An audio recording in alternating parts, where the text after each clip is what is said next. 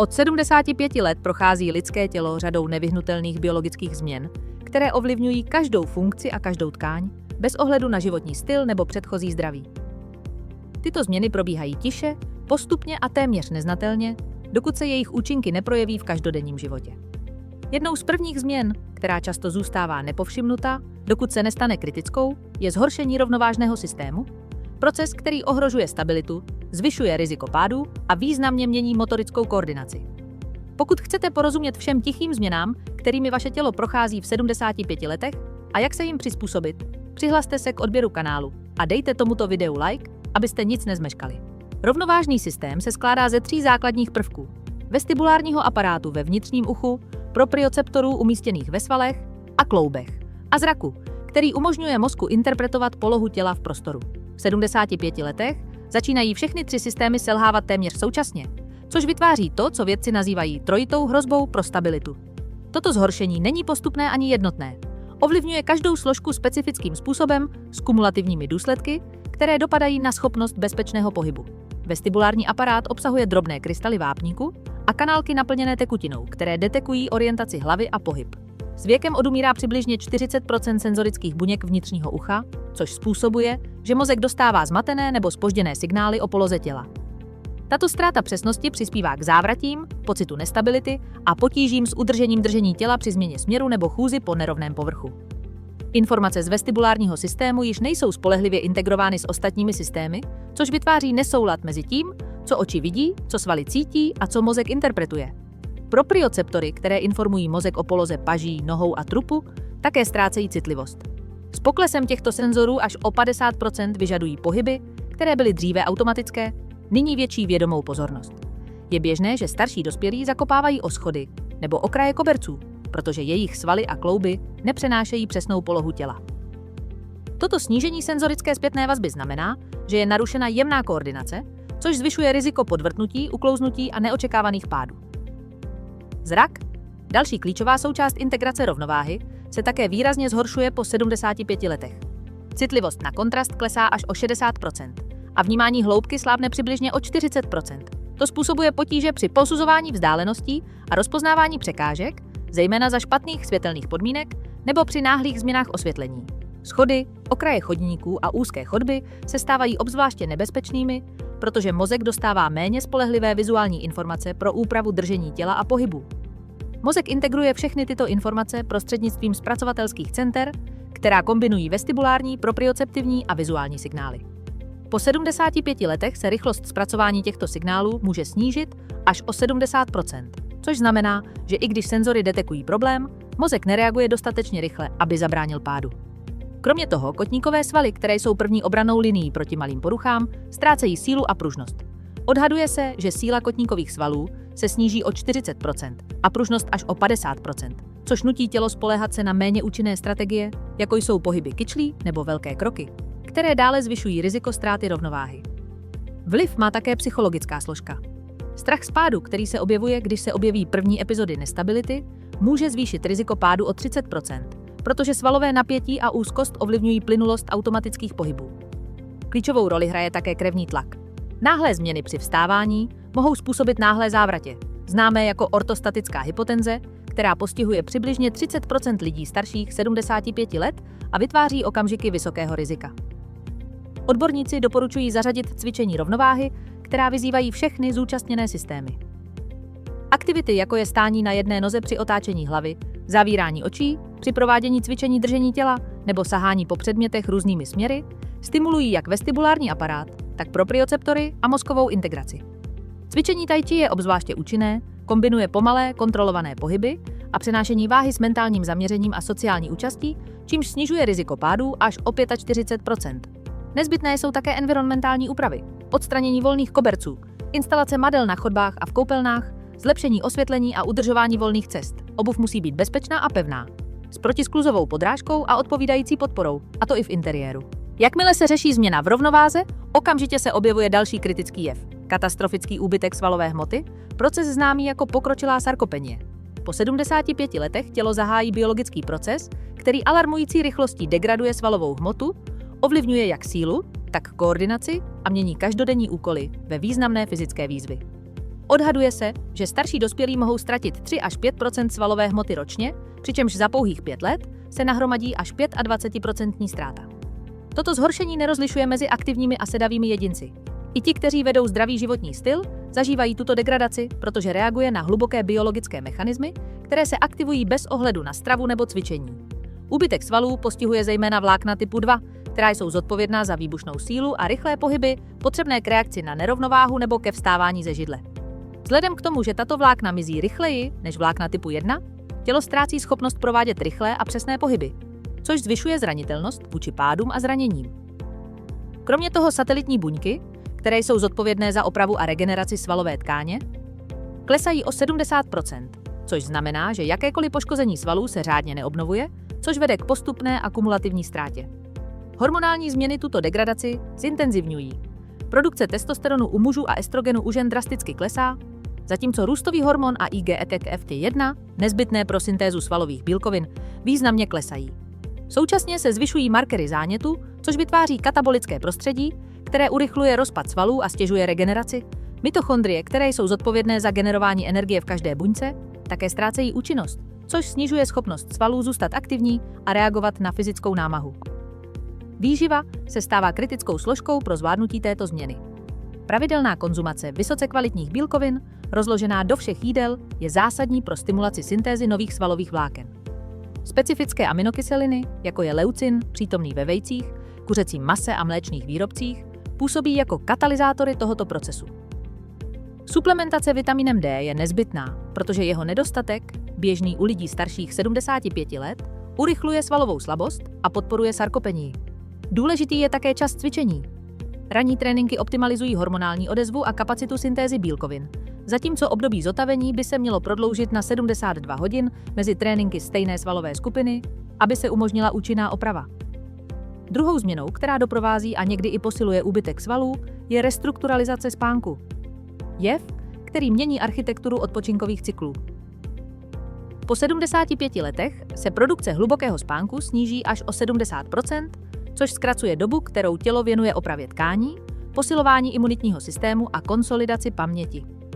Tento deficit regeneračního spánku je doprovázen progresivním snížením melatoninu, hormonu regulujícího spánek, který klesá přibližně o 15% ročně.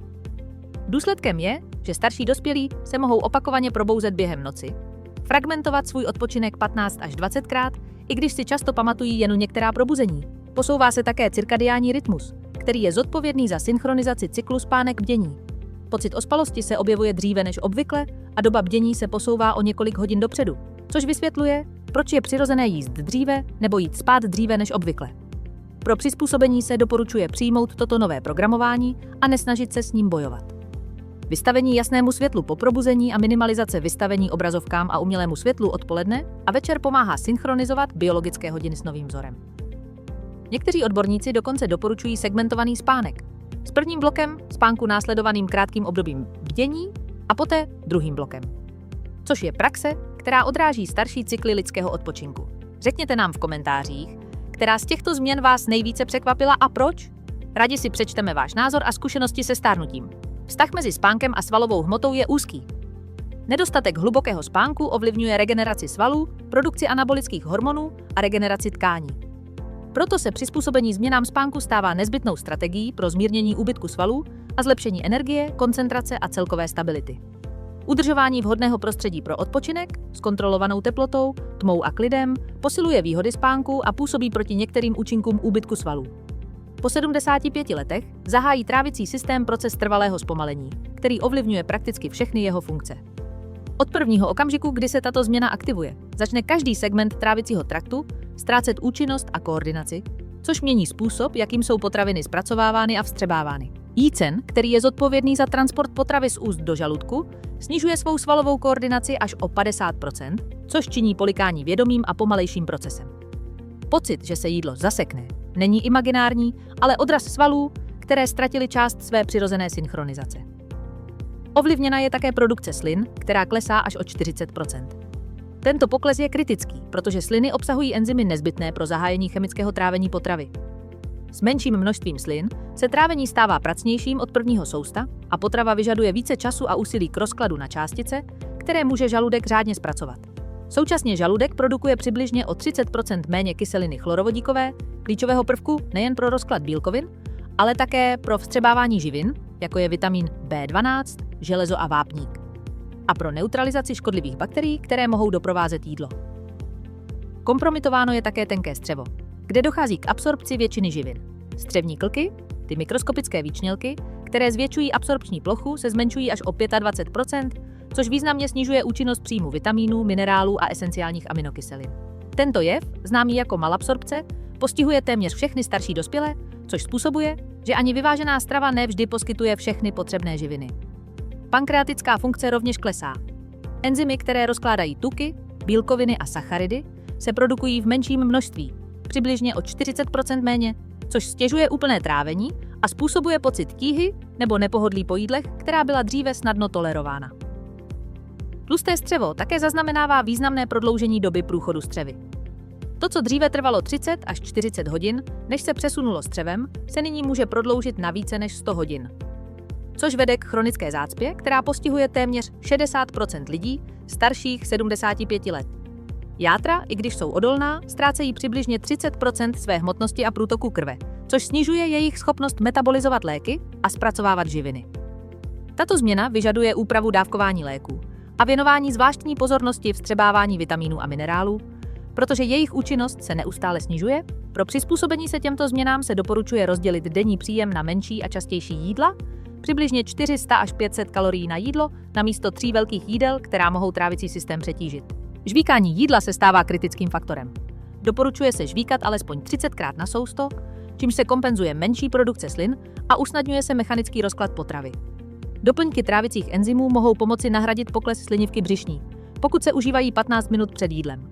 Zahrnutí probiotických potravin, jako je jogurt, kefír a fermentovaná zelenina, podporuje střevní mikrofloru, i když trvalá kolonizace je obtížnější kvůli nepřátelskému prostředí stárnoucího střeva.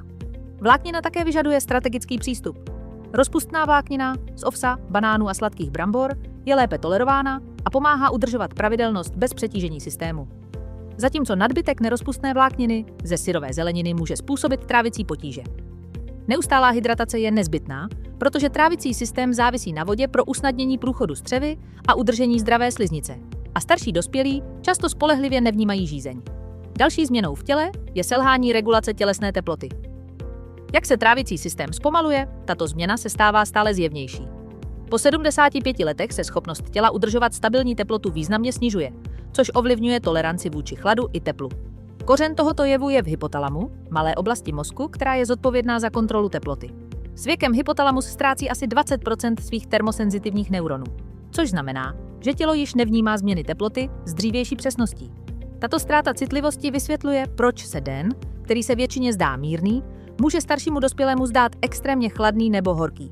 Kromě toho potní žlázy, které jsou zodpovědné za ochlazování těla, snižují svou účinnost až o 40%, což zvyšuje riziko přehřátí.